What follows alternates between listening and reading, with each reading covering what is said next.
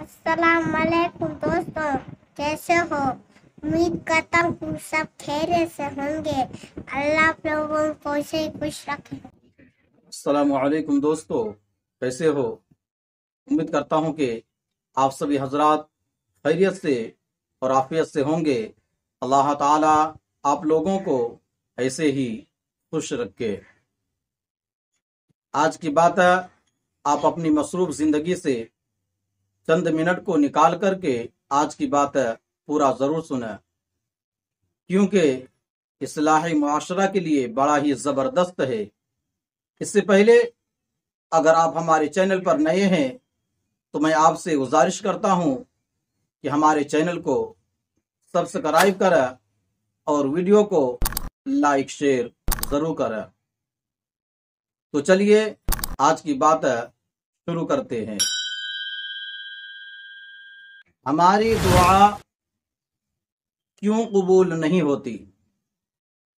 हमारी दुआ क्यों कबूल नहीं होती?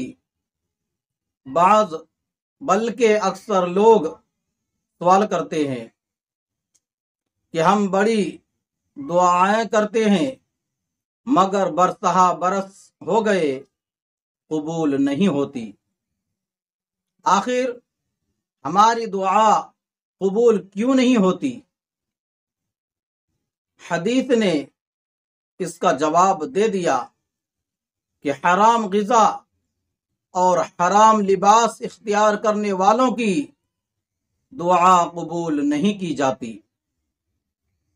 आज बहुत से मुसलमान बल्कि नमाजी, हाजी और बड़ी बड़ी दीनी खिदमात में लगे हुए लोग हराम से बचने का एहतमाम नहीं करते।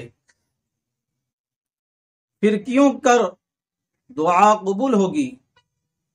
एक बुजुर्ग कहीं जा रहे थे, रास्ता में एक शख्स ने निहायत इसरार से उनसे अर्ज किया कि मेरे साथ बैठकर आप खाना खाएं।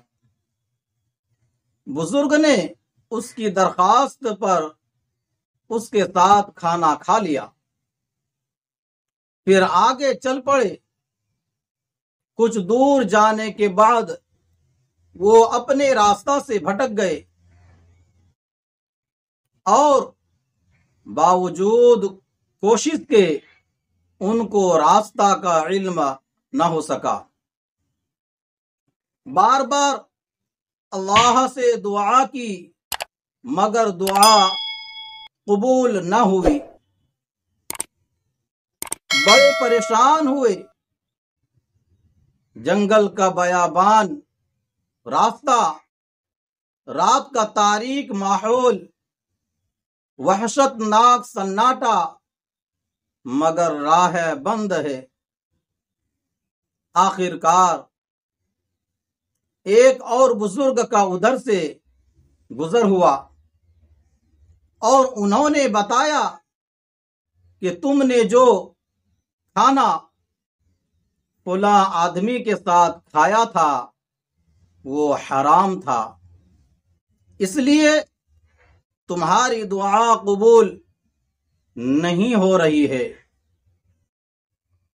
पहले उसकी तलाफी इस्तिग़फ़ार के जरिया करो तो फिर रास्ता खोल दिया जाएगा। चुनांच ऐसा ही हुआ।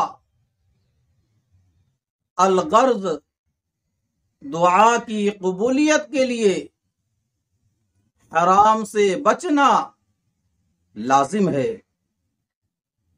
वरना दुआ कबूल नहीं होती।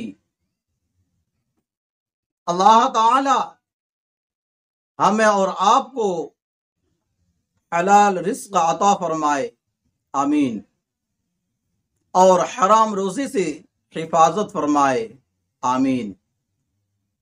अगर आपको हमारी वीडियोस अच्छी लगी हो तो लाइक शेयर जरूर करें और चैनल को सब्सक्राइब करें। आज के लिए बस इतना ही। अपना ख्याल रखें। खुदा हाफिज। अस्सलामु अलैकुम व रहमतुल्लाहि व बरकातुहू।